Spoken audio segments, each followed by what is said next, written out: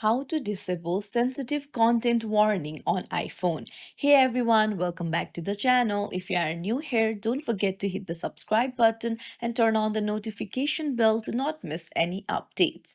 So let's dive right in. You'll need to head over to the settings to disable the sensitive content warning and then scroll down, go to privacy and security and then scroll down again and you'll find sensitive content warning option. Just tap on it and you can see that it can detect nude photos and videos before they are viewed on your iPhone and receive guidance to help make a safe choice.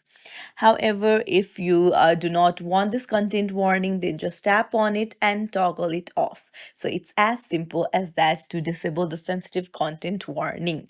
If you found this tutorial helpful, don't forget to like and subscribe to our channel for more tips and tricks. Thank you for watching.